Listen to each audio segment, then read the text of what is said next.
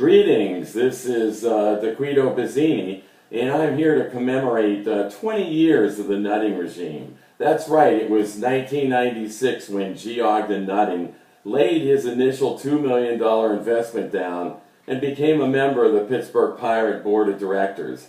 Unfortunately, for Pirate fans, it's been a rather rough and chintzy ride. We're going to count down the top 10 moments of the regime in the past 20 years, and we will start with number 10. Number 10, the stroll-in incident. Back in May of 2011, President Frank Kennelly strong-armed a small bar in McKees Rocks for running a promotion based off Pirate losses. Losing season number 18 was in the process then. This was a turning point and a statement of things to come for the nutting regime propaganda bunch. Propaganda has been a major tool in the regime, convincing some fans that there is hope in the farm system, along with keeping any general complaints of the club's lack of spending to a minimum, keeping those complaints down. And we'll move to number 9. The Miguel Sano saga, back in December of 2009. After months of whining, dining, and negotiations with this future Dominican Republic superstar, the nutting regime was openly rejected, and Sano signed with the Minnesota Twins. He is now in his second season with the Major League team, and he has thus far clubbed 42 home runs. If signed by the Pirates, they would have secured a power bat for years to come, something they still are sorely lacking. Number 8, Hoka Hay. Back in October of 2012, the nutting regime, this time led by General Manager Neil Huntington, his wild assistant Kyle Stark, and first-year farm director Larry Broadway, conduct military-style Navy SEAL-like maneuvers with various young prospects. Now Pirate Gregory Polanco suffers a sprained ankle in the insanity before it's leaked by Pittsburgh sports media figure Dejan Kovacevic. The Hoka Hay incident. We're down to number 7. Sleepy John Russell. Who can forget him? 2008 to 2010. General Manager Neil Huntington hires his first manager for the Pirates only to pick lowly John Russell. Russell proceeds to sit on his duff in the Pirate dugout for 3 solid years before Huntington finally pulls the plug. 3 years.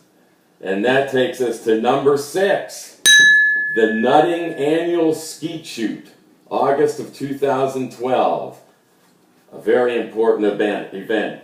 Bob Nutting demands that a team in the pennant race for the first time in years dismisses a badly needed day off to participate in Nutting's annual skeet shoot at Seven Springs. The team proceeds to fall apart and disappears from the pennant. I might add that this goes on a yearly basis, and it even took place with the 2016 team that just finished playing. That takes us to the halfway point. We are at number 5. And that would be called the Lemieux attempt. Back in January of 2010, successful Penguin owners Mario Lemieux and Ron Burkle tried to talk some sense into Bob Nutting about selling the team to real owners that want to win. Nutting rejects the offer and sends President Frank Coonley out to tell the media a bold-faced lie. Bob is committed to bringing a championship back to Pittsburgh. That takes us to number 4. The late 1996 fire sale, September 96.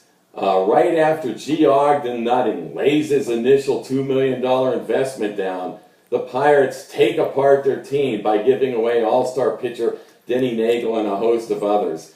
This was the earliest warning from the newly sprouted nutting regime. Rock-bottom payroll will prevail, also known as the nutting cap. To this day, it remains the #1 business rule for the nutting regime. And now we're down to number 3. The final three. The final three. Number 3, and we are very familiar with number 3. This is the most recent, and it made number 3. It's punting on the 2016 season / Mark Melanson. July 30th, 2016, just a couple months ago, after a surprising 3 wild card playoff appearances, the Nutting regime, in this case General Manager Neil Huntington, did nothing to add to the team in the off-season, only delete. When the team was still competing in only 2.5 games out of the wild card race on July 30th, Huntington salary dumped all-star closer Mark Melanson to the Washington Nationals. He then proceeded to give the Toronto Blue Jays 2 of the Pirates' fairly touted prospects to be able to dump the remainder of pitcher Francisco Liriano's salary. This was one of the most blatant punts on a season that anyone will ever find in the history of Major League Baseball. And that takes us to number 2. The Aramis Ramirez giveaway, July 23rd, 2003. Many look at this one as the ultimate Nutting regime fiasco. Top prospect heavy-hitting Aramis Ramirez and Kenny Lofton are shipped to the Cubs for Jose Hernandez, Matt Brubeck, a couple guys you've hardly ever even heard of, and later Bobby Hill. They were sent to the Pirates to complete the trade, if you want to call it that. Many blame this on Kevin McClatchy. However, McClatchy, with financial shortcomings, was a guy that wanted to win. The Nutting regime does not care about winning. At this juncture, they were gaining more and more power, and this famous giveaway had their fingerprints all over it. And that takes us to the number 1 moment of the Nutting regime in the past 20 years. Remember, 20 years now. Number 1, the Jason Bay trade. July 2008. I can still remember it well. This was the straw that broke the camel's back. The kick in the butt to all Pirate fans. The Nutting regime trades heavy-hitting Jason Bay to Boston for third baseman Andy LaRoche, reliever Brian Morris. The Dodgers were also involved. They threw in pitcher Craig Hansen, Brandon Moss, he was involved again. This trade set the franchise back roughly a half of a decade. It was without a doubt one of the worst trades in Pirate, if not Major League Baseball history. And it is the number 1, it remains the number 1 fiasco in a list of 10 fiascos for the Nutting regime, the Jason Bay trade.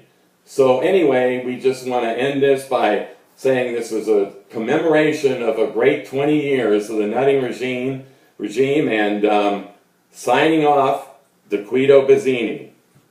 Good day.